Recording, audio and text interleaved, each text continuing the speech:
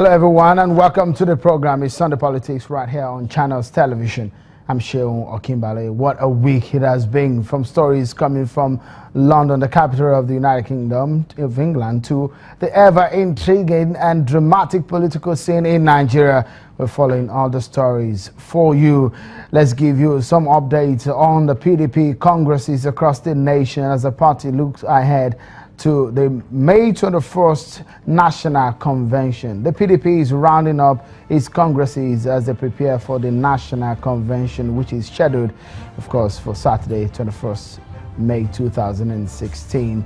But it looks like trouble may be looming. Legally speaking, of course, the PDP said it will not hold the Southwest Zone Congress because of the court order by one of its members, but the Congress held in Akure, the capital of Ondo State.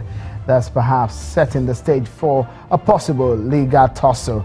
But one of the party's chieftains has been advising the party on the way to go to avoid any future disaster.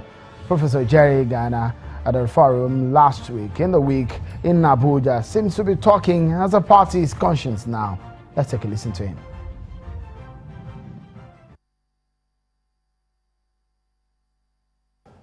The bedrock of our democracy in the PDP is power to the people. Let the people choose their leaders in free, fair, and credible elections. We hate any manipulation and rigging of elections in any form. If the PDP is to be revived and remobilized for electoral victory by the grace of God, we must return to these wonderful principles of power to the people. We received painful reports of the poor and shamelessly undemocratic practices during the recently concluded party congresses in several states. After the shocking results of the last general election in 2015, we had hoped that our leaders would have learned the serious lessons to make them resolve never again to impose candidates, never again to practice impunity, never again to rig party elections, never again to take the people for granted. And yet, we find ourselves, in our very eyes, returning to even worse things within our party. I put it to you that if you are sincere and did the right thing to do for the northern states of our party, the 3 zones, by the grace of God, to produce the next presidential candidate of our party, then now leaders that are sincere and straight and men and women of honor should insist that the South should produce the next national chairman of our party.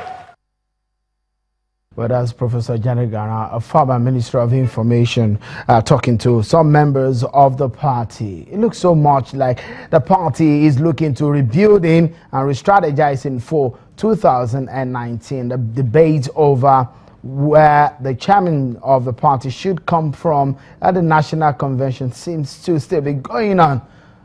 But up next, when we return from this break, we'll be talking about President Muhammadu Buhari's anti-corruption fight. It took the debate to the global scene in London at a summit. We're talking to a former chairman of the National Human Rights Commission, Professor Chidi Odinkalu. Stay with us. We'll be right back.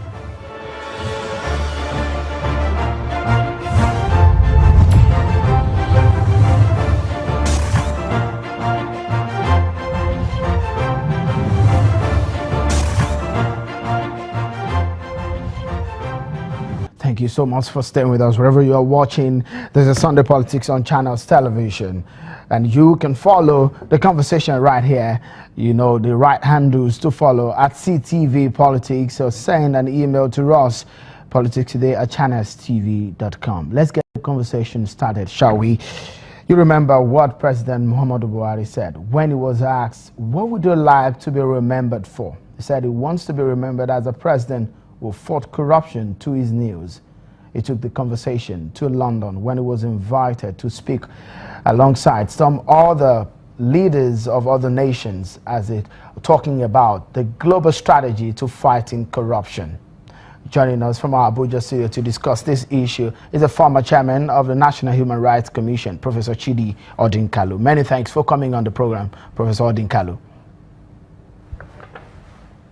Thank you very much, Shem, for having me. Good evening. Thank you so much. Let's start the conversation by looking at it will be 1 year in a matter of days that President Muhammadu Buhari has been in office. And one of the spine of his programs as a president, some of the things that he said on the 29th of May 2015 was the intention and the plans to fight corruption hard.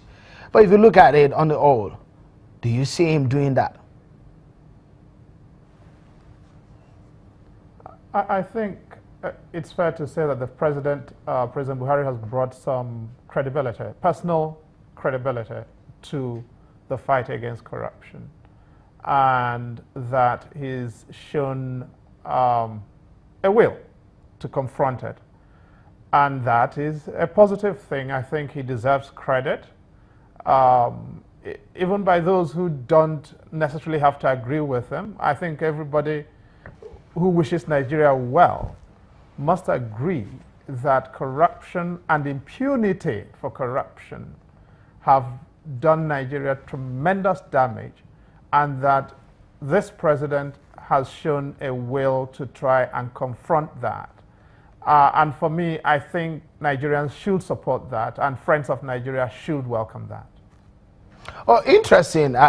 There's a will, the political will and the intentions, one thing on one side, and the reality on the ground is on another side. But if you weigh it side by side with the anti-corruption mechanisms that are put in place, do you see that working? Practically speaking, of course. Now, you see, we've got to take this in slices. The first question is there a will? And my view on the balance is there is a will, which deserves to be supported. That does not mean that the fight against corruption is all of a sudden going to be perfect. The president is only one person, and he is not going to fight corruption by himself. As a matter of fact, my view has always been that the most a president can do is provide leadership, and that you are not going to be able to fight corruption unless you have strong institutions and strong processes underpinned by proper laws to do that. This means that you're going to have to rely on existing institutions: the police, the EFCC, the ICPC, the infrastructure of law enforcement, the prosecutorial departments of the various attorneys general's offices. Now, and of course the judiciary. Now, all of these are not perfect institutions. They're run by Nigerians, and Nigerians, by and large, are good people, but now and again you also find not so good people in these institutions. So providing leadership means accepting that these institutions themselves have to go through some processes of renewal, of learning to do things differently, of learning to reprofessionalize and refocus, and it's going to take time. My hope is that renewing these institutions is part of the package of measures, but I don't question at all whether or not there is the political will. I think there is. Interesting. One will look at the fact that when the likes of Vice President Professor Osinbajo was coming into office, a lot of people were talking about reforms in Nigeria's judiciary system, and some of the people said, look, his antecedent as a former Commissioner for Justice and Attorney General of Lagos, and the kind of reforms that we saw happen. Aside 2015, the act signed by President Goodluck Jonathan on the Administration of Criminal Justice Act, and one will be wondering, what else do you think has taken shape in fighting corruption in the system in Nigeria since the duo of President Buhari and Professor Osinbajo took charge of the country? Look, I think it's important to recognize that you cannot fight corruption without personal integrity and without personal credibility. And I think that the vice president brings exceptional personal integrity to the table on the issue of corruption, and he's shown that he's willing to continue along the lines that he worked prior to becoming vice president.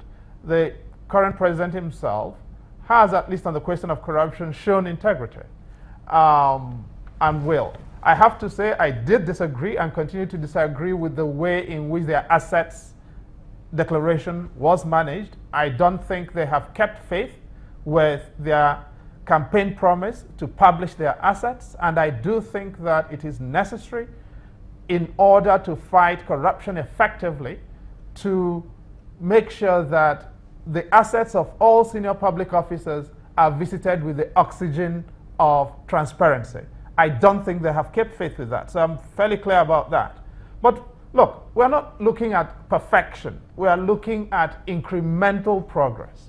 Has there been incremental progress? In my view, yes, there has been incremental progress. Is it necessarily sufficient for me right now? No, it isn't.